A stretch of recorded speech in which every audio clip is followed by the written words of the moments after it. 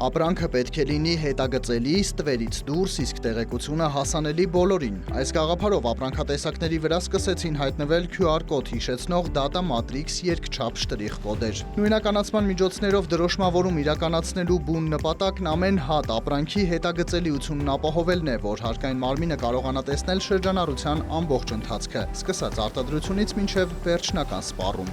Դրոշմավորման համար նոր ապրանքախմբեր չեն ընդգրկվել։ Նույնականացման միջոցներով դրոշմավորում իրականացվում է այն ապրանքների համար, որոնք արդեն իսկ սահմանված էին հարկային օրենսգրքով, մենք պարզապես ձևաչափն ենք փոխել եւ դրոշմավորումը իրականացվում է նույնականացման միջոցներով։ Սա նշանակում է, որ Data Matrix-ը փոխարինում է նախկին հոլոգրաֆիկ նշանով դրոշմապիտակներին։ Պեկ ներկայացուցիչը հիշեցնում է, այս գործընթացը ԵԱՏՄ պահանջ է, քանի որ անդամ բոլոր երկրները համաձայնագիր են ստորագրել մի խումբ ապրանքատեսակներ փոխճանաչելի դրոշմապիտակներով շուկա բաց թողնելու վերաբերյալ։ Այստեղ փակցնել Data Matrix ծածկագիրը եւ արտահանել ԵԱՏՄ անդամ պետություններ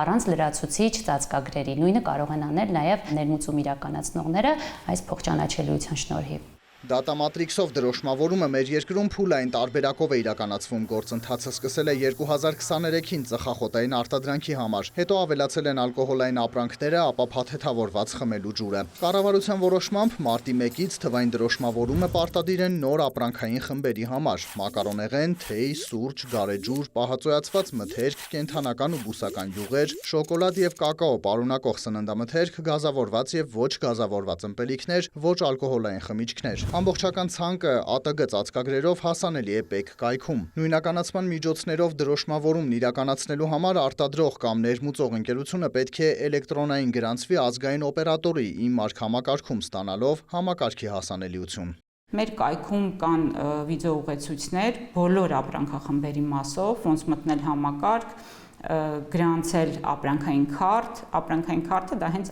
ապրանքն է ինքը իրանով, իր տվյալներով, ապրանքատեսակի սահմաններում կան ապրանքային քարտեր։ Իսկ Data Matrix-ը արդեն ամեն հատիկ ապրանքի համար է ներբեռնվում։ Դրոշմավորման նոր համակարգը հետագծելիությունից բացի վարչարարության բարելավման լրացուցիչ գործիք է, վստահեցնում են մասնագետները։ Այս համակարգը հատի ճշտությամբ տեսնում է ապրանքի շարժը ու դա ստվերից հանելու լուրջ գործիք է։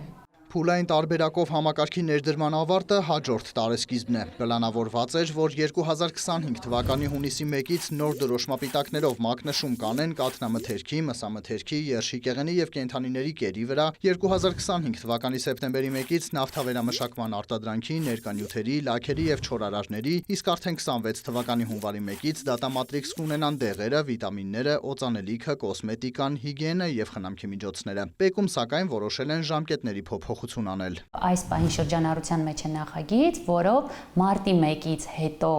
նույնականացման միջոցներով պարտադիր դրոշմավորման ենթակա ապրանքների ժամկետը պատրաստվում ենք տեղափոխել 2026 թվականի հունվարի 1, հենց հունվարի 1-ին նախատեսված ապրանքախմբերի հետ միասին։ Մեր երկրում որոշ ապրանքներ հոլոգրաֆիկ պիտակով շուրջ 10 տարի է մակնշվում են, որոնց վրա պետությունը ծախսել է ավելի քան 35 միլիարդ 365 միլիոն դրամ։ Մինչև Data Matrix նոր համակարգի ներդրումը այդ դրոշմապիտակները տնտեսվարողներին տալիս էր պետությունը։ Նոր կարգով Data Matrix կոդը գնում է տնտեսվարողը։ ԻՄԱՐԿ համակարգում այն արժե 4.2 դրամ ներառյալ ավելացված արժեքի հարկը։ Այս ամենին գումարվում է տպագրության ծախսը եւ տնտեսվարողի համար մեկ պիտակն արժենում է 6-ից 7 դրամ։ Սա որոշ գործարարների դժգոհությունն է առաջացրել։ Սուրճի արտադրությամբ զբաղվող ընկերության հիմնադիրն ասում է, եթե սա ԵԱՏՄ-ի պարտադրանք է եւ անհրաժեշտ է միության անդամ այլ երկրում ապրանքը ճանաչելի դարձնելու համար, թող պարտադիր լիներ միայն արտահանվող ապրանքների համար, իսկ ներքին սպառման ապրանքների վրա շարունակեն փակցնել նախկին դրոշմապիտակները։ Այդ QR կոդերը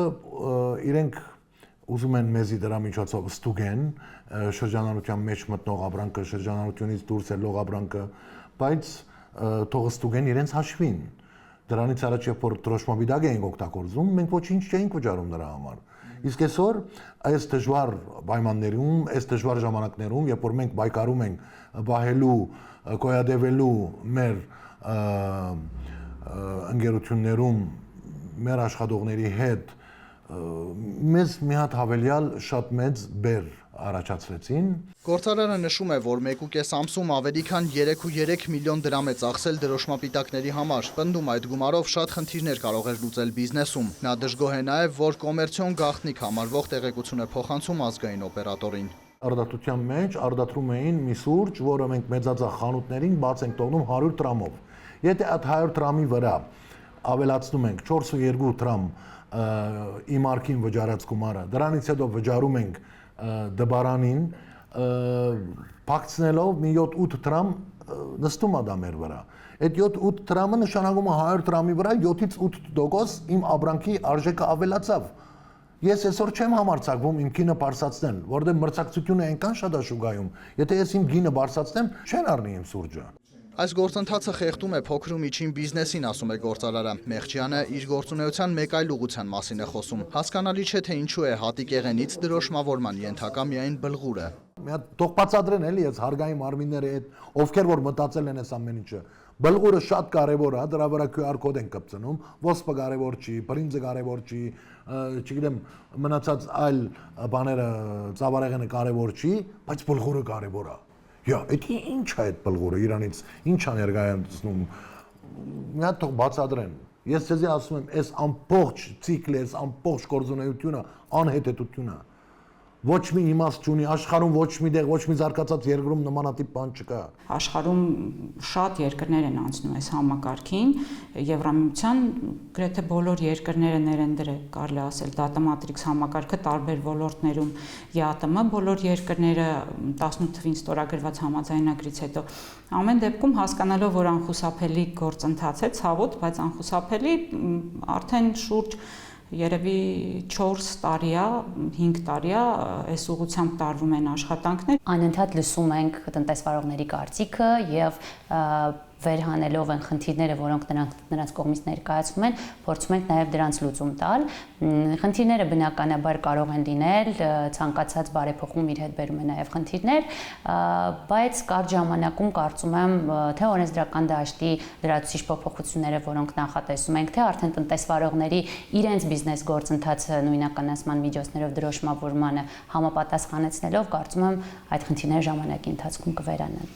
Ջուրը արտադրող այս ընկերությունում գրեթե 1 տարի է յուրաքանչյուր շշի վրա փակցնում են Data Matrix-ը։ Արտադրությունը խոշոր է եւ ամբողջությամբ ավտոմատացված, նույն կերպ ավտոմատ էլ դրոշմապիտակների փակցնումն ու սկանավորումն են իրականացնում։ Ընկերության վաճառքի տնօրենի համոզմամբ, եթե աշխատում ես առողջ մրցակցային պայմաններում եւ հարկերից խուսափելու մտադրություն չունես, այս համակարգը բիզնեսին միայն առավելություններ է տալիս։ Այն հնարավորություն է տալիս միանշանակ հստակ պատկերացում կազմել օրվա արտադրված ապրանքաքանակի վերաբերյալ, տվյալ արտադրության ժամկետների վերաբերյալ, ինչպես նաև գնորդների տեսանկյունից, գնորդը երբ խանութից գնում է կատարում, հնարավորություն է ունենում հեռախոսի իմարք հավելվածի միջոցով սկանավորել Data Matrix կոդը եւ հստակ պատկերացում կազմել տվյալ ապրանքի ժամկետների հետ կապված, երբ է արտադրվել, դա եւս գնորդին ավելի վստահություն է ներշնչում հայ արտադրողների նկատմամբ։ Այս ընկերությունն իմարկին միանալու եւ սինքրոն աշխատելու համար սեփական ծրագիրն է մշակել ու նաեւ օգնում է այլ տնտեսվարողների հեշտ ներդնել համակարգը։ Data Matrix կոդերն էլ իրենք են տպում։ Դավիթ Մարտիրոսյանը նաեւ ինքնարժեքի վրա ազդեցությունից է խոսում։ Իրականում էական չէ, որ ապրանքատեսակի